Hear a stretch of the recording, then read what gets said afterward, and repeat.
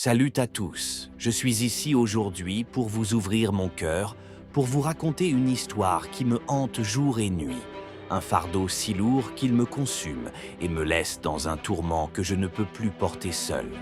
Ce que je vis me ronge l'âme, et je suis arrivé à un point où je suis perdu, déchiré entre ma foi, mon amour pour ma femme, et une erreur qui pourrait tout détruire.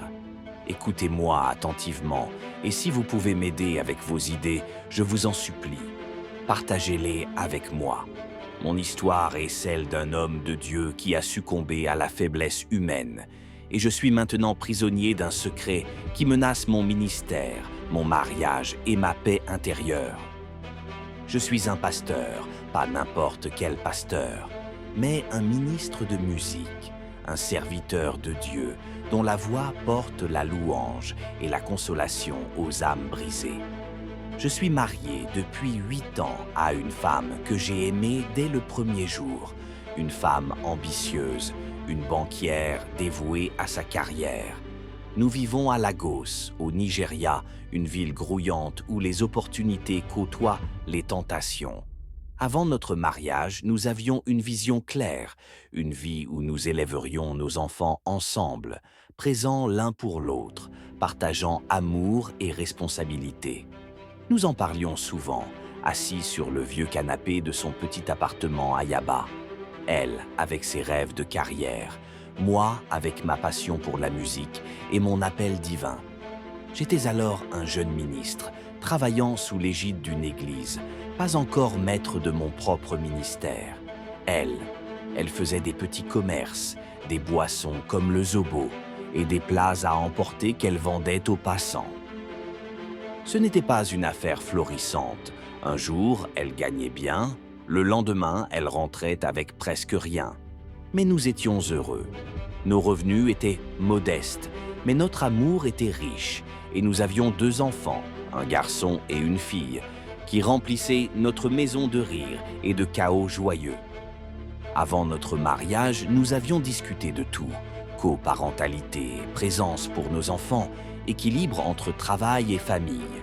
J'ai toujours été clair sur mon langage d'amour, l'attention. J'aime qu'on me voie, qu'on m'écoute, qu'on soit là pour moi. Et elle le savait. Quand nous sortions ensemble, elle me donnait tout cela, des heures à parler sous les étoiles, des regards qui me faisaient sentir unique. Moi, je lui offrais mon soutien, je l'aidais à emballer ses boissons, je chantais pour elle après une longue journée, et nous rêvions d'un avenir où nos enfants grandiraient entourés de nous deux. Mais tout a changé quand elle a décroché un poste dans une banque, une des plus grandes au Nigeria, avec des bureaux à Lagos. C'était une bénédiction au départ. Elle a été embauchée sur le continent, à Lagos Mainland, avec un salaire qui nous a sortis de la précarité. Je contribuais avec mon petit revenu d'assistant musical dans l'église, mais son emploi a tout changé. On a déménagé dans un appartement plus grand à Surulere. 2 chambres, une cuisine avec un frigo qui fonctionnait et une télé qui diffusait plus que des parasites. Nous étions une équipe et nos enfants avaient enfin des jouets neufs et des uniformes scolaires impeccables. Mais cette bénédiction est devenue une malédiction quand elle a eu sa première promotion. Elle est passée d'une simple employée à un poste de superviseur et avec ça, son emploi du temps a explosé. Elle était mutée sur l'île, Victoria Island, loin de chez nous, et son travail est devenu sa vie. Les matins où nous prenions le petit déjeuner ensemble, du akara frites et du thé sucré, ont disparu. Elle partait avant l'aube, rentrait après minuit, épuisée, les yeux rivés sur son téléphone ou son ordinateur portable. Les week-ends, quand je pensais qu'on pourrait enfin être une famille, aller à l'église ensemble, jouer avec les enfants au parc, elle restait collée à son écran, travaillant sur des rapports ou répondant à des emails. Elle était là physiquement, mais absente, un fantôme dans notre maison. Nos enfants, notre fils de 7 ans et notre fille de 5 ans, ne ressentaient plus sa présence. Moi non plus. Je suis un homme d'attention. C'est ce qui me nourrit, ce qui me fait vibrer. Et elle le savait. Avant, elle était là. Elle m'écoutait chanter mes nouvelles compositions, me massait les épaules après une longue répétition à l'église. Mais avec chaque promotion, et elles arrivaient vite, presque tous les 2 ans, elles s'éloignaient. Les 6 derniers mois avant que tout explose, nous n'avions même pas eu de rapport. Elle rentrait trop tard, trop fatiguée. Je lui préparais des repas, du jollof rice ou du egusi stew, mais elle les laissait souvent sur la table. J'ai mangé un truc rapide au bureau, je vais dormir. Le lendemain, elle était repartie avant que je puisse lui parler. Je me sentais seul, un pasteur chantant la gloire de Dieu devant des foules, mais rentrant dans une maison vide de cœur. C'est là qu'Agatha est entrée dans ma vie. Agatha n'était pas une voisine directe. Elle vivait dans une maison au bout de notre rue, une femme célibataire dans la trentaine, toujours souriante, toujours élégante. Je la croisais parfois en allant à l'église. Je conduisais mes enfants dans notre vieille Toyota Corolla et elle me saluait d'un signe de main. Elle allait à la même église que nous, une grande congrégation connue à Lagos, où je servais comme ministre de musique. Je voyais bien qu'elle m'appréciait, peut-être ma voix qui portait la louange avec une puissance qui faisait vibrer les fidèles, ou l'énergie que je mettais dans mes chants. Chaque dimanche, quand je montais sur l'autel, je sentais son regard, admiratif, chaleureux, intense. Mais je ne pensais à rien. J'étais un homme de Dieu, marié, père de famille. Un dimanche, tout a basculé. J'allais à l'église avec les enfants, comme d'habitude, et Agatha m'a arrêté sur le chemin. « Pasteur, je peux venir avec vous ?» Elle portait une robe rouge ajustée, ses cheveux brillants tombant en vagues sur ses épaules. J'ai hésité. Ma femme n'était pas là, encore au bureau pour une réunion, mais j'ai dit oui. Dans la voiture, elle a parlé aux enfants, des blagues, des questions sur leurs dessins préférés. Et pour la première fois depuis des mois, ils ont ri, vraiment ri. Leur joie m'a frappé. Ils étaient vivants, heureux, comme si une mère était là avec eux. En quelques minutes, elle avait apporté une chaleur que ma femme n'offrait plus. À l'église, elle m'a souri, un sourire qui m'a troublé, mais que j'ai chassé de mon esprit. Mais Agatha n'est pas restée une simple passagère. Quelques semaines plus tard, notre nounou, une femme qu'on avait engagée pour pallier l'absence de ma femme, a montré son vrai visage. Elle criait sur les enfants, leur apprenait des gros mots, laissait la maison en désordre. Un jour, je l'ai surprise en train de frapper mon fils avec une cuillère en bois. J'ai explosé et l'ai renvoyé sur le champ. Ma femme n'était pas là pour gérer ça, elle était encore au bureau, travaillant sur un énième projet. J'ai appelé « On n'a plus de nounou, il faut qu'on trouve une solution ». Elle a soupiré « Fais ce que tu peux, je suis débordée ». Alors, l'église est intervenue. Les femmes du groupe de prière ont proposé d'organiser des réunions chez nous. Comme ta femme ne vient plus, ça pourrait la ramener à la foi. J'ai accepté, pensant que ça rapprocherait ma famille. C'est là qu'Agatha a vu sa chance. Elle a commencé à venir à ces réunions chez moi, chaque semaine, fidèle, avec ce même sourire qui me déstabilisait. Elle voyait tout, ma femme absente, les enfants livrés à eux-mêmes, mes efforts pour tenir la maison seule.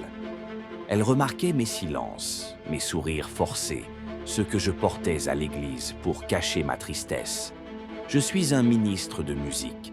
Ma voix soulève les âmes. Mes chants apportent des miracles, des guérisons, des larmes de joie. Mais chez moi, j'étais vide, un homme brisé, masqué par une façade sacrée. Agatha l'a vu et elle a agi.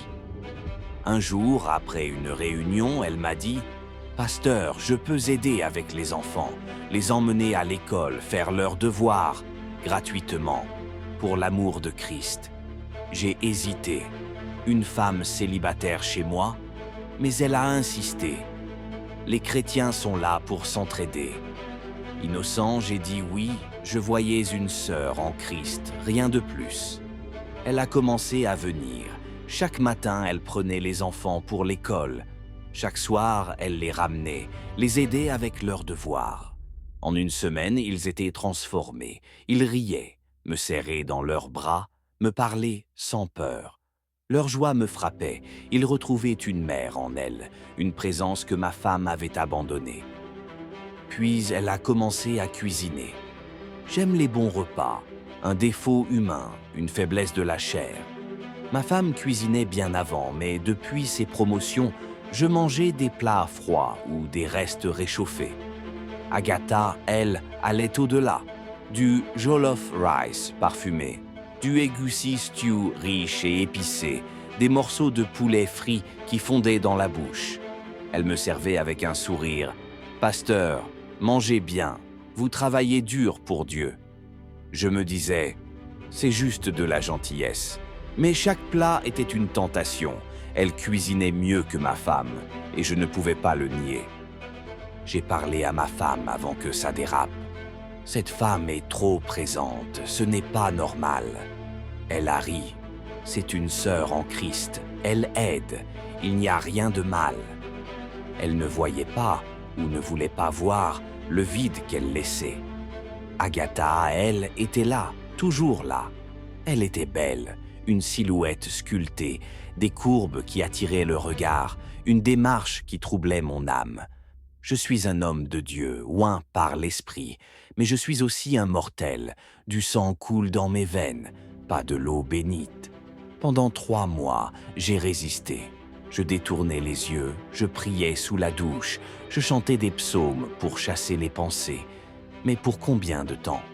Ma femme restait absente. 1 semaine de plus, elle disait, courant après une nouvelle promotion. 400 000 naira par mois maintenant. C'est assez, je lui ai crié. On a assez. Mais elle voulait plus, plus d'argent, moins de nous. Puis Agatha m'a brisé.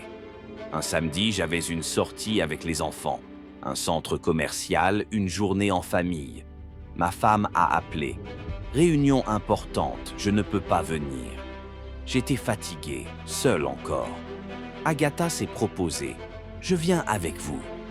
Elle portait une robe jaune moulante, ses cheveux tombant en vagues brillantes. Au centre commercial, tout le monde la prenait pour ma femme. Quelle belle épouse, disaient les gens. Les enfants l'adoraient. Elle leur achetait des glaces, riait avec eux. Moi, je la regardais, et ce jour-là, j'ai craqué. Dans un coin, loin des regards, on s'est embrassé, un baiser qui m'a ramené à la vie, un feu qui brûlait après 8 mois de froid. Mes enfants jouaient quelque part, inconscients, et moi, homme de Dieu, je tombais. Ça ne s'est pas arrêté là. Les semaines ont suivi, des sourires, des caresses, des baisers volés dans la cuisine. Puis, un soir, ça a dérapé, on a couché ensemble dans le salon alors que les enfants dormaient.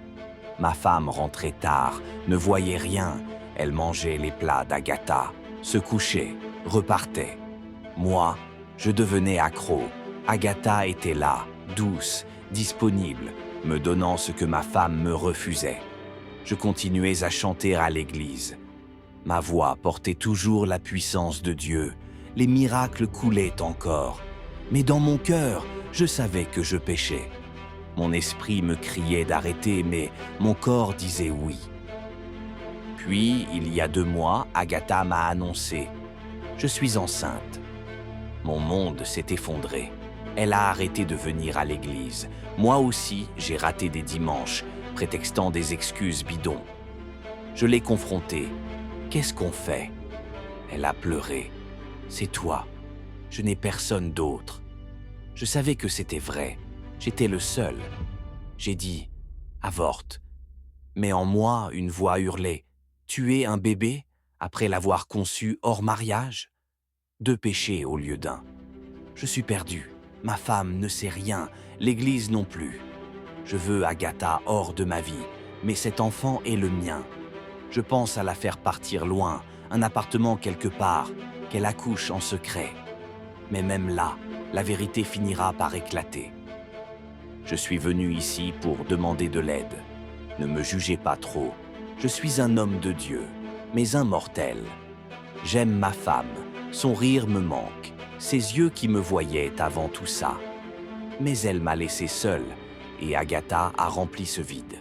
Maintenant, je suis piégé. Dois-je tout avouer et perdre mon ministère, mon mariage, ou cacher ça et vivre dans le mensonge? Je suis confus, brisé. Aidez-moi, je vous en supplie.